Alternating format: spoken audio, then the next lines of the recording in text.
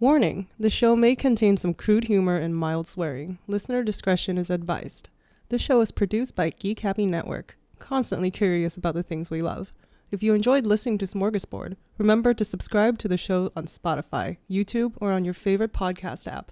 Remember to leave a review. We would love to hear your thoughts. This is Smorgasbord!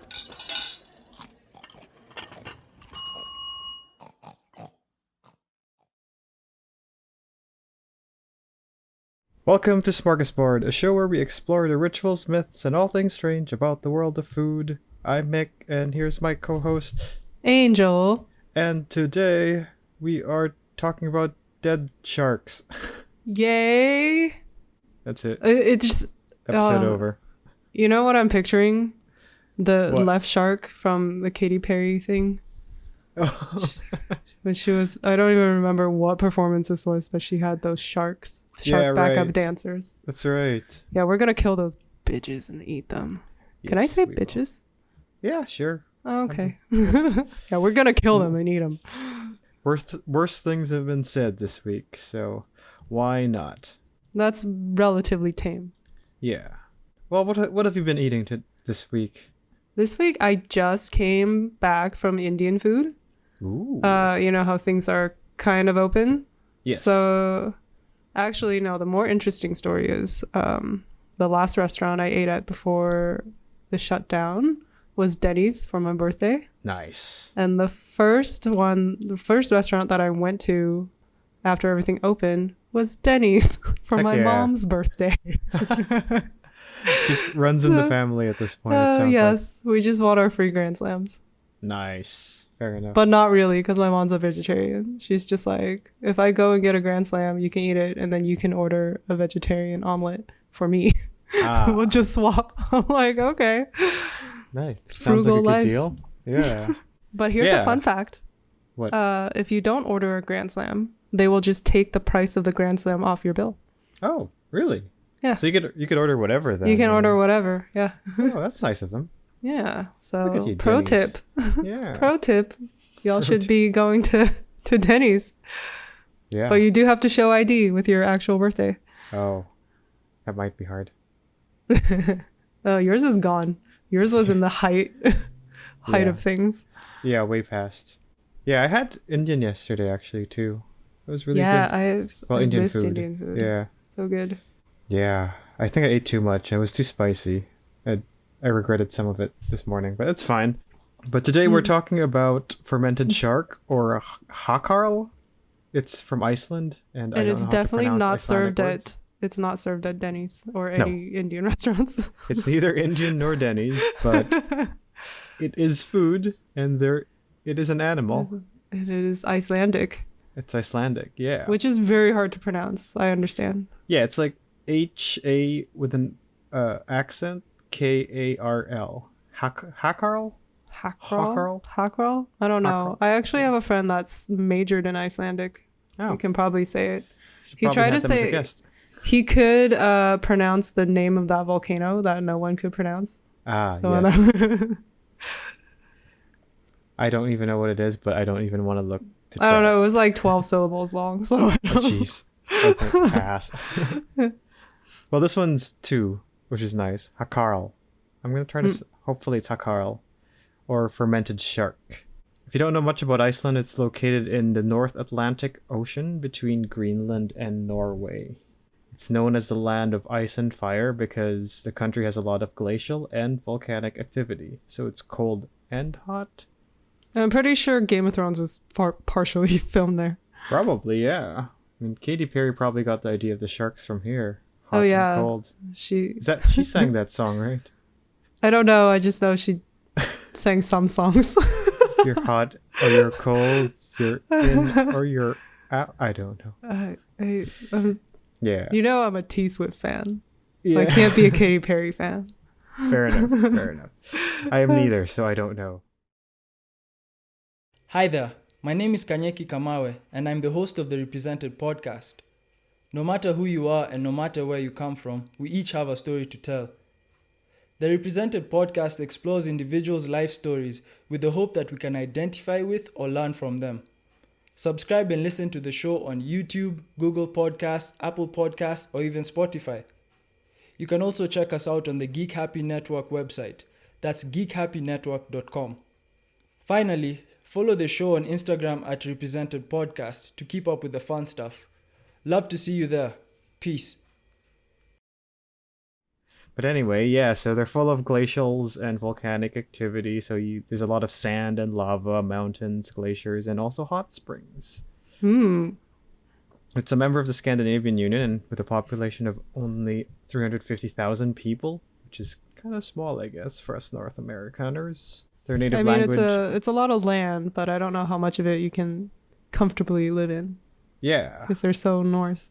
Yeah, exactly. But it is quite a nice place. I mean, it is sand and lava fields, but it means also that there's a lot of land that grows really well because of the volcanic soil, I guess. They're also known as one of the best countries to be a woman because of equality. They're one of the first countries in the world to vote a female president in 1980. Her name is Vigdis Finnbogadottir. Daughter. Something's daughter. Finnbogadottir. Yeah. They're also known for their sustainable energy, mostly using nature around them to power the country. I guess it's kind of easy when you have a lot of geothermal energy around you. Also, we have some quick Iceland facts. I guess that's redundant. Iceland facts. Facts. I really want to go there. Yeah, me too. It's beautiful. It sounds super beautiful. Super beautiful. Have you not seen the pictures? You know what movie you should watch? It's the Walter Mitty with Ben Stiller. Movie, a lot of that was in Iceland. It was cool. Gorgeous. Yeah. Okay. That makes me really want to go. Another reason is because apparently they're the largest banana plantation in maybe the world, but at least in Europe. They have lots of bananas. They can grow bananas in that climate? They can't in the climate, but because of all their geoenergy stuff and their focus on like fresh food, they've been able to make like a geothermal hothouse. Essentially, yeah, like a greenhouse. That's so cool. Yeah. Do they also grow sharks? I think the sharks just grow themselves there. No, okay. And their capital of Reykjavik. Yeah. Which means Smoky Bay. It's also known it's known as Smoky Bay because of the amount of hot springs there. They also apparently pride themselves as having no big insects or mosquitoes, unlike Australia. And I found this really interesting. They have a naming committee in Iceland. Naming committee? Yeah, they approve what names to give people in order to adhere to tradition, but from what I understand, also to avoid embarrassment, so you don't accidentally call your kid boyfucker or something. That would be unfortunate. So good thing Elon Musk and Grimes didn't give birth in Iceland. Yeah. Yeah, I don't know if that would have been approved. No, it definitely not have been approved. Yeah. Another interesting thing about them is with their last names, rather than having the same last names, depending on how you were born. If you were a male, your last name would end with a son after. Well, you take on your father's name and then add a son in the end, or if you're female, you'd add daughter. Like your mom's last name. So my last name should have been Yay Daughter. Yeah, something like that. Yayo. I'd be Tony-san. Yeah. They also have no army and the police there don't carry firearms. There's also only been one McDonald's there that's no longer there. And the only army base was brought to you by the United States for a certain while. Because nothing speaks more like putting an army somewhere than American. America. I said Fuck that really no. well, but yeah. They also have a penis museum. Oh yes, I heard about this. I don't know from where or from whom, but yeah. But I have heard of this. I would like to know what about the penis they made a museum about. Like, I think it's just like carvings and like. Or no, is it a science museum? Is it just like, here are all the penises of our leaders that were men? We castrate them after post-mortem. It's like, this is the Icelandic national hockey team's penis collection. We cut Well, them you off know- after they didn't win gold. There's something that I think is in Iceland. I'm not sure. I have to check on this. But necropants Necropants? is in a museum in one of the Scandinavian Oh. countries. Interesting. It's literally a pair of pants made of someone's lower half skin. Ew. Like people, it's made of people leg. Right. Has all the parts still attached. It's just skinned. So it's like people leather. Oh, well then. Yeah. I In would- case you ever wanted to wear people pants. They're called necro pants. Yeah. Definitely been my dream, I guess, since I was 35. So not yet. Not yet a dream of mine. Not yet. Watch, you hit 35, you're going to be like, I'm going to get my necro pants. Yeah, I'm going to go cut my bottom half, replace it for a better half, but still wear my current half. And lastly, they're also, apparently the word geyser comes from the massive geyser in Iceland called Geysir. So the word itself. got We its word just from- butchered the pronunciation and decided to make it official. Yeah, pretty much. Oh, cool. But as just we are a think- food think about- podcast, Think about food. we will think about food, exactly. And Icelandic cuisine is actually kind of fascinating. It's a piece of land surrounded by the Atlantic Ocean, so it should come to no surprise that the most popular kind of food in Iceland is, what do you think? Fermented stuff. Actually, yeah. Well, traditionally, yeah. But also seafood is one of the most common Oh. kinds of food. It's like fermentation. Given the fact that they have made such progress in technology, like being able to grow bananas, it's also no surprise that they have a pretty modern cuisine that uses a lot of fresh food from uses a lot of different kinds of food that are very fresh. Historically, Icelandic cuisine is rooted in the Viking culture, and so aside from seafood, lamb, dairy, potatoes, and bread making being historical Icelandic food, they also have a lot of fish like cod and herring that's common. And given that, I guess, Viking culture revolves around survival, their food styles revolve around preservation and longevity. So fermentation, pickling, drying, or smoking practices are common food styles when you look at traditional Icelandic food. Today, though, food in Iceland is focused on quality, taking in the very fresh ingredients that they have around the country. Yeah, I guess bet also- that place is fresh AF. Yeah, they don't use a lot of GMOs, or I don't think they use any GMOs generally with their food there, which is probably why McDonald's didn't last that long. I mean, you know, if you are used to eating such good stuff, Yeah, no one's gonna want to go to McDonald's. no, not They at all. might go as a joke, but you know. Yeah, they probably try to be like, we're so intelligent that we want to understand other people's cultures. And then they take one bite of a nugget and they're like, "What is this?" I think I'm going back to bigotry. So yeah, you don't get a lot of GMOs or artificial food. Also, given that it's a volcanic area, their soil is most likely very rich in nutrients and minerals. Some common Icelandic dishes or food types is lamb. It's probably the most common form of land meat as they are plentiful.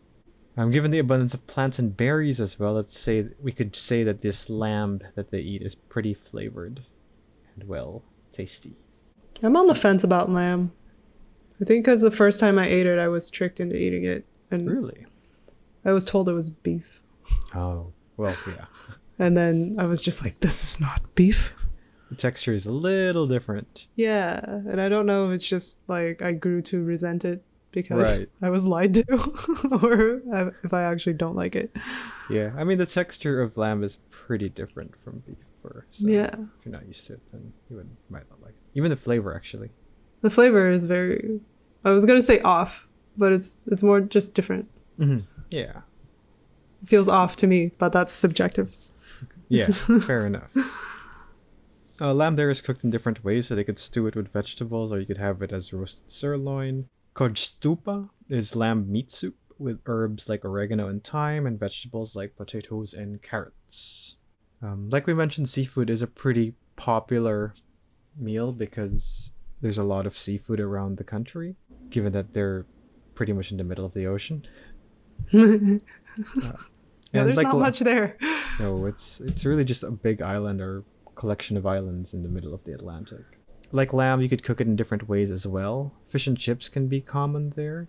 Also, hago fishkur, which is fish jerky. Again, going back to traditional food of, jerkying or preserving the meat.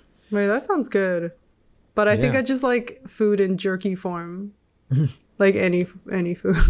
Yeah. I feel you there. I mean, my on the way home from set food used to be beef jerky. Oh, so good. Yeah.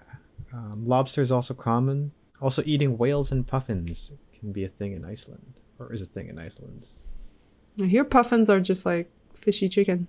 So Yeah. they're cute. I would try one, but then feel bad about it. Yeah, it's like, was that the Star Wars movie with the porgy things? They look so cute, but also, not gonna lie, kind of tasty. Mm. Yeah. Yeah. Just don't look at one in the eye as you eat it, I guess. Yeah. I would hope that the eyes are no longer there Yeah. as I'm eating it. In the capital city of... Okay, how do I pronounce this again? Reykjavik. Reykjavik. The J is like a Y. I see. That makes sense now. In the capital city of Reykjavik, the popular dish there could be pilsir or hot dogs. Is this a Scandinavian thing? Like Hot dogs? hot dogs? I mean, I feel like hot dogs are just kind of a popular object everywhere. Yeah, fair enough. Yeah. I mean, it's easy, right? You just grind up some shit, put Yeah. it in a readily made sack. And Yeah. you can easily transport it easily. Anywhere. You can just eat it without forks. Yeah, that's true. Yeah. Yeah, so hot dogs is popular here in Iceland as well. Just like, I guess, in Sweden, like when you get 99-cent IKEA hot dogs. Oh But man, that was my apparently sustenance for a very long time. Yeah, why not? It's great. Exactly. But apparently, unlike 99-cent IKEA hot dogs in Reykjavik are pretty expensive. They're about $7-ish Oof. per dog. Ouch. You eat it with a bun, just like most hot dogs are eaten. You could add some onions, fried onions, raw onions, mustard, and remoulade, which is, I guess, another mustard-based sauce. I thought you said marmalade. Could be good Well, too. that could be good, Yeah, they have berries in Iceland. I think. I'm not sure what kind of fruit they're capable of growing.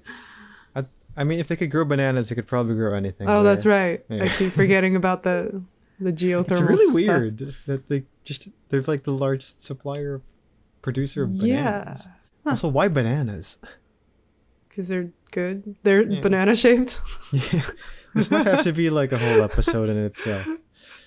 Find out that they're just obsessed with bananas. And actually, I don't know if they are, because I don't like when we Maybe look it at just sells Icelandic well. cuisine. There's just no bananas dishes. But anyway, Well, I don't think. I mean, that's got to be a more recent thing, right?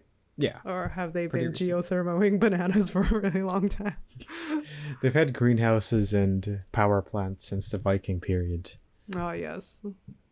Another popular dish is skyr, which is essentially a dairy product that's kind of somewhere in between yogurt and cottage cheese. So I think you might like this dish. Ooh, that does sound good. And then you eat it with cream and berry jam. Yum. Ice cream is apparently popular in Iceland, despite it being pretty cold there, which I totally get because I when do I like a get good ice cold- cream in the winter. same. Like the only thing I tend to crave when it's cold is ice cream. I actually don't like ice cream in the summertime because it Yeah. melts too quickly and it gets sticky. Super sticky. Yeah, exactly. Like in the summertime, the last thing I want is anything sticky Yep. because ants. And just like the feeling of sticky. Yeah. Yeah, it's awful. Yeah. Another really cool thing in Iceland is their bread, specifically rye bread, which apparently is a very staple thing they have in meals. What's really cool about the way they make, or what's really cool about the rye bread in Iceland is how they make it. Is it So on- flat? Yeah, but they don't cook it in ovens. Oh. Do They geothermal cook it? Yeah, actually. Oh. They look bury at and me. bake I'm it in a genius. geyser. Oh, that's so cool. Yeah, for like hours or something. So like the That's bread comes taking- out super soft. That's taking bread making to a next level. Yeah, like I could just picture now like a, what do you call it? A Reuben with like lamb meat instead too, with geyser bread. Geyser bread. Geyser Reuben. Yeah, Please tell me they have like a bread brand called Geyser bread. That's so cool. probably maybe. I don't even like bread, and I will eat a Geyser bread. Yeah, they said it's super soft, so the texture, you might actually like the texture of it. We'll see about that. Yeah. And lastly, there's also their national liquor, which is Brennivin, which is essentially just I've had schnapps. Brennivin. What does it taste like? It translates. It's also. Licoricey? I see. From what I like that. remember. From what I remember. Right. You can get it at a liquor store in Olympic Village. Oh, cool. Good. Oh, the Legacy, right? Yeah. Yeah. Cool. It's also known as Svartidawi, which just translates to Black Death, which is Yeah. essentially how I feel today. But you know, Yeah. I should That's probably drink cool. some of this. Yeah. Go get yourself some Brennivin. Brennivin. It sounds good. So I might. It sounds like something you need to drink when you're listening to death metal. Yeah. I mean, it is called Black Death, so. Or black metal. But also, like every country, they have some of their traditional foods still in existence. So some of them are svio, which is boiled sheep's head. Hertzspunger, which is ram's testicles pressed and boiled so it looks like cold cut meat. They have a thing about penises. I guess. Like they have the penis They live on a little museum, island the- with nothing else better to do. Yeah, apparently. But what we find most fascinating of all from their traditional food is Hákarl, which is fermented shark carcass. And yes, it is a whole shark that they ferment here. Wow, how So- big is the jar that they It's put super the big. shark in? Yeah, so often the shark used for Hákarl is a Greenland shark.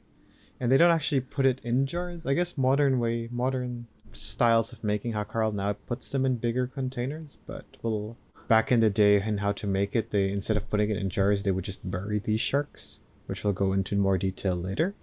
But yeah, they use Greenland sharks or sleeper sharks for Hákarl. They're known as sleeper sharks because they're slow, non-aggressive. They don't really do much, and apparently they're partially blind. Oh, It's just kind of useless poor. animal. Like evolutionarily, something they took a lazy turn. Yeah, pretty much. They're also one of the older sharks, so they just didn't really. I guess they're just old sharks that didn't evolve. Oh, but it's surprising that they lasted, even though they didn't really evolve. Yeah, they just chill at the ocean. Nobody fucks with them. So, like, Well, you know, pandas are pretty useless. yeah, I guess they're the pandas of the sea. They are pandas of the sea. Don't quote us on that, but that's what we're going with. Evolutionarily completely useless. Yeah, just chill. But yeah, the dish Hákarl goes all the way back to traditional Icelandic cuisine, which was again about preservation and finding ways to eat whatever was available to them. But what's interesting about all of this is that Greenland sharks or sleeper sharks are pretty inedible. A big reason for it is because they're kind of toxic. And I don't mean like people, but Like, not emotionally. actually toxic, yeah. Given that their existence is so old, their biological construct is rather archaic as well. Aside from being partially blind, their digestive system is super archaic. Now, when it comes to archaic digestive systems, what do you think that would mean? Is it very slow? I don't know. I don't really know what that means. This Do means they fart a lot? I don't know. I hope not. Because having archaic digestive system, one of it tends to mean that they don't have a urinary system. Oh, weird. Yeah. They don't pee? They do. It just doesn't come out. Go. So they... But wouldn't you just get bigger and bigger? Until your giant balloon filled with pee, and then you just explode and die. Like, well, I guess they have other ways of excreting their liquids, right? So they probably burp it out, or they have holes or other ways to come out. But the idea of their, like, the substances of pee that get excreted out, it doesn't happen with these sharks. They essentially pee themselves, or pee in themselves, because the pee just goes straight into their bloodstream, which means that their blood then becomes rather poisonous, because a lot of the excrements like urea or trimethylene oxide just go back to their body. Now, these aren't necessarily deadly poisons for humans, but they are kind of uncomfortable. But I'm assuming because of the abundance of these sharks in Iceland, they just found a way to eat them. And how they go about doing that is a multi-step process that requires quite a lot of waiting. So like we mentioned, they didn't put them in jars because these sharks are massive AF. So to make Hákarl, first you gotta obviously hunt down and find the shark. And then you have to kill it. And then once you do that, you could gut the shark and behead it. And then you kind of bury the shark in a shallow hole for a few weeks. Sometimes as long as 12 weeks, depending on the season. The shark cavity faces down on the ground so that, I guess, the toxins get pressed down into the ground instead. And then you cover the shark itself with sand, gravel, and stones. This gives weight to the shark and kind of squeezes the toxins out of the shark. So the pee leaks out. Yeah, they can't pee themselves, but you could kill them and make them pee. Oh, right. That's exactly what I wanted. Yeah, so that would be the curing period. I'm guessing like the colder or wetter seasons make it harder for it to squeeze the pee out or the toxins out. So that's why it lasts. Or wouldn't it just freeze? Yeah, exactly. So that's why sometimes it takes a little bit longer. Back in the day, apparently the sharks were also soaked in urine before placed underground to allow them to ferment. But why? They're already filled with pee. Why would you add more pee to it? This is virgin boy eggs all over again. Should just turn our podcast into the pee cast. Yeah. I'm assuming it's just a way to help ferment the shark, because they don't really have, I guess, fermenting abilities in itself. Right. Or just even help it accelerate the fermentation process. Nowadays, though, they just use non-urine ingredients and vinegar. Which is also kind of gross. It smells kind of like pee. Vinegar does. It does. Then after a few weeks, you dig up the shark, you cut it into smaller strips, and then you hang the shark to age it up. This aging process takes about 4 to 5 months, and it'll dry the shark up and give it this brown, crusty outer layer. Talk about not like instant gratification. It's like, I'm hungry. Well, your shark will be ready in 5 months. Yeah, it takes a long time. And it's not like these things smell good, right? Like we mentioned, they pee themselves. So there's a strong smell of ammonia when it comes to these sharks. After the drying period is done, the brown layer is eventually cut off. And then these shark strips are cut into small bite-sized cubes, which are then packaged and ready to serve. This would be the traditional way of making it. Modern day creation of this Hákarl dish doesn't require sharks to be dug under dirt. Rather, you press them in large containers with holes in the bottom. So then you just kind of squeeze all the liquids out of it. But the drying and packaging process is still kind of similar. Yeah, this doesn't sound appetizing. No, but you have to eat it if you go visit Iceland, right? Yeah, it seems like it's one of those. You gotta try it. Hákarl itself comes in 2 different forms. There is Gler Hákarl, which is chewy and red, and this one comes from the shark's belly. Gler Hákarl just translates to glassy shark. Glassy? Yeah, maybe that's how it tastes or feels to your mouth, because it's chewy. I don't know. The other version is Skir Hákarl, which is soft and white, and this comes from the shark's internal body itself. Skir Hákarl literally translates to skir shark. And as we could remember from earlier, skir is that yogurt cottage cheese-like dish.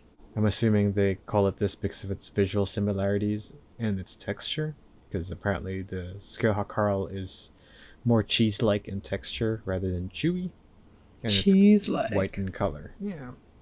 Mm-hmm.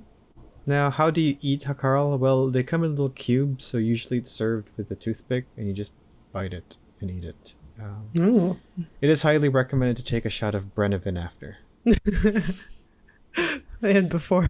Yeah, I think it's so recommended that it just comes hand in hand. Toothpick, shot glass. Yes, just do it. Just do it. Don't question it. Yeah.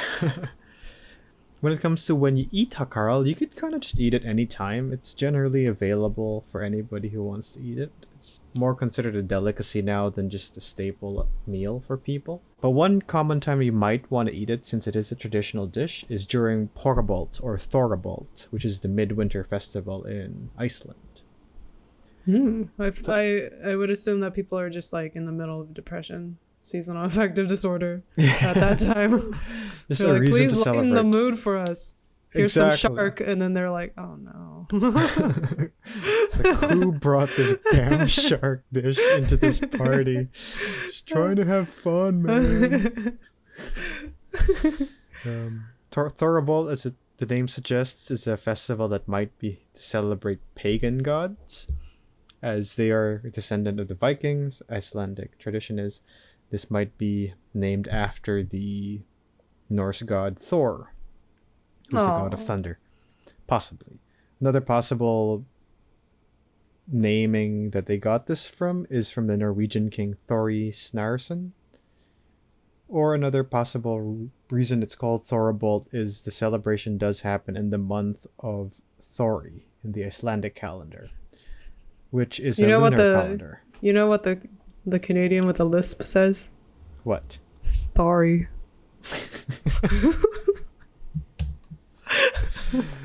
I'm so sorry about that joke. I'm so sorry.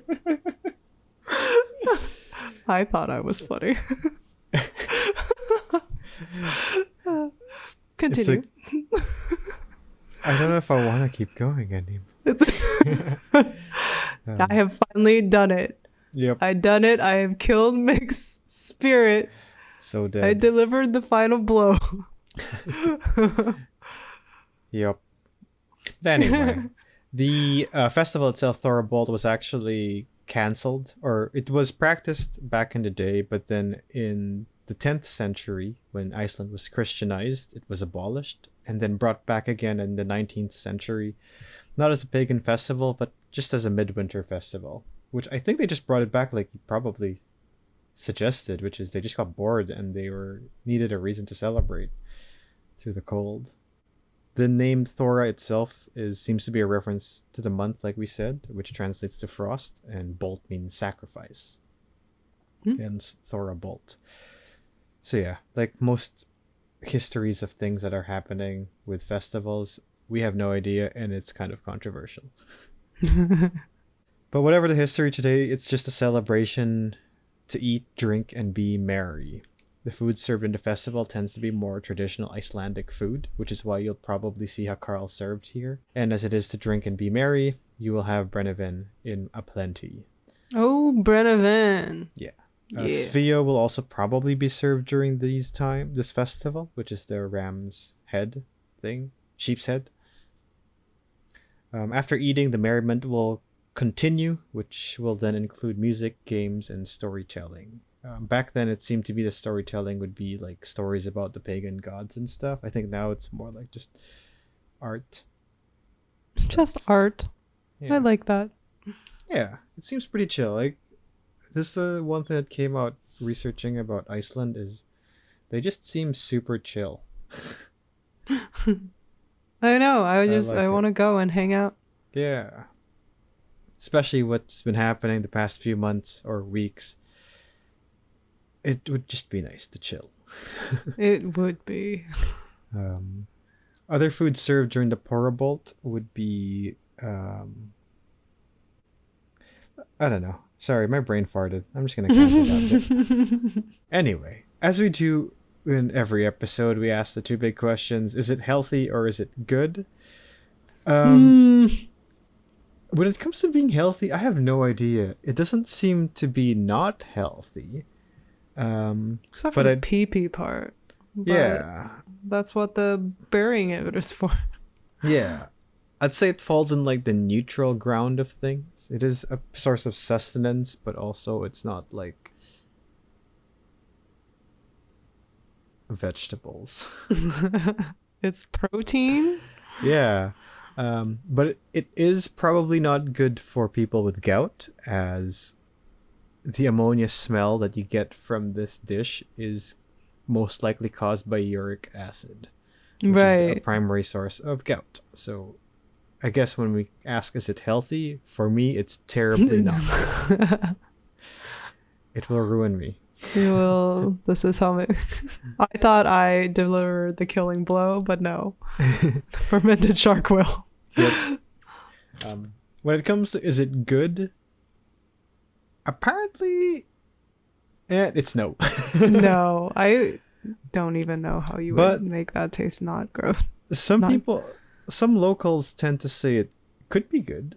It's definitely one of those acquired tastes. Some people say that if you like strong cheeses, like blue cheese and stuff, I do like strong cheeses. you might actually find this to be tasty. Huh.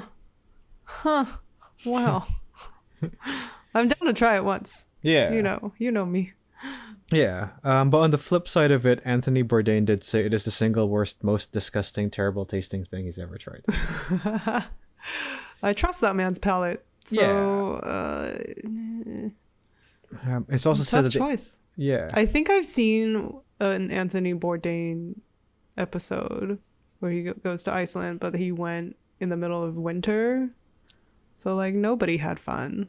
I don't remember if he ate the thing. Yeah. The shark. I'm sure after a bottle of Brennivin, he didn't remember either.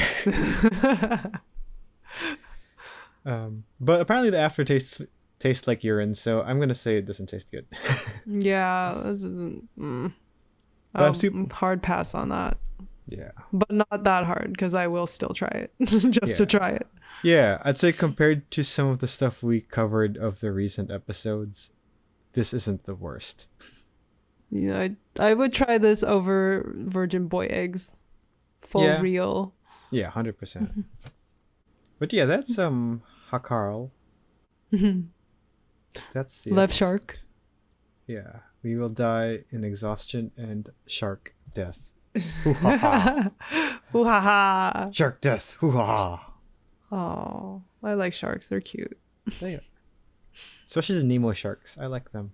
Oh, Bruce? Was his name Bruce? Is it Bruce? Oh. I think his name was I don't Bruce. remember the big one, right? Yeah, that's trying really hard to not eat friends. Yeah. What they say, fish are friends, not food. Fish are friends, not food. That's right. That's shark bait, right? Is it shark fish? No. Oh my god.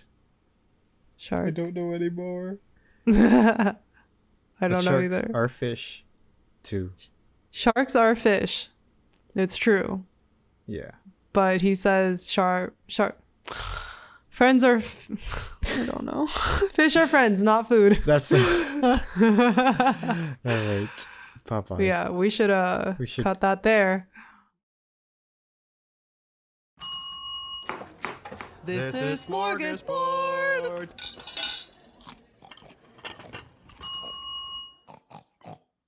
Have a ritual, myth, or something strange you want us to explore? Send us a message through Facebook at Geek Happy Network or email us at team@geekhappynetwork.com. We'd love to hear from our fellow Smorgies. This show was created by Angel Lynn and Mick Narciso, hosted by Angel Lynn and Mick Narciso, edited by Mick Narciso and Bianca Goico, logo and graphics by Angel Lynn, music by Mick Narciso, and videography by Bianca Goico.